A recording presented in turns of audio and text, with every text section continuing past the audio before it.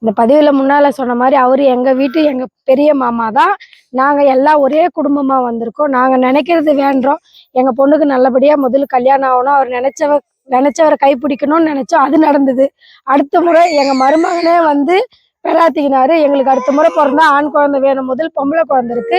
2வது முறை ஆண் குழந்தை வேணும்னு வேண்டிக்கணும். அவரும் வெளியிருந்து வந்தவர் தான். ஆனா அவரும் எங்க கூட சேர்ந்து எங்க குலதெய்வத்தை நம்புறதுனால அவரும் வேண்டிக்கினாரு. எங்க பொண்ணுக்கு நாங்க வேண்டபடி இந்த வருடம் ஆண் குழந்தை கொடுத்துருக்காங்க.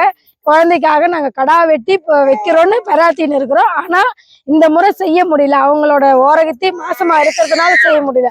அடுத்து காணும் பொங்கலுக்கு கண்டிப்பா கடா வெட்டுவோம். உங்களால முடிஞ்சா நீங்களும் இந்த கோயில்ல வந்து பாருங்க. எங்களோட இணைஞ்சு இருந்து சாமி கும்பிட்டு சாப்பிட்டு போலாம்.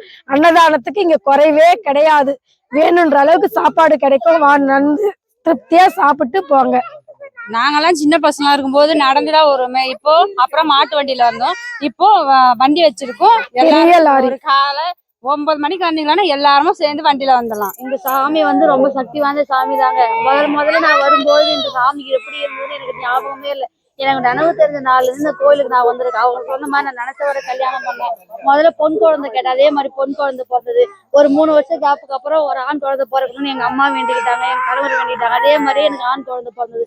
நீங்களும் உங்களுக்கு யாருக்கெல்லாம் குழந்தை பிறகாம இருக்காங்களோ அவங்க கிட்ட வந்து இந்த கன்னியம்மா கிட்ட வேண்டிக்கினா கண்டிப்பா உங்களுக்கு குழந்தை பிறக்கும். நீங்களும் வந்து பாருங்க. இந்த சாமி வந்து ரொம்ப சக்தி வாய்ந்த சாமி. கண்டிப்பா நீங்க அருள் புரிவீங்க. நீங்க கண்டிப்பா வந்து பார்க்கணும்னு நான் வேண்டிக்கிறேன்.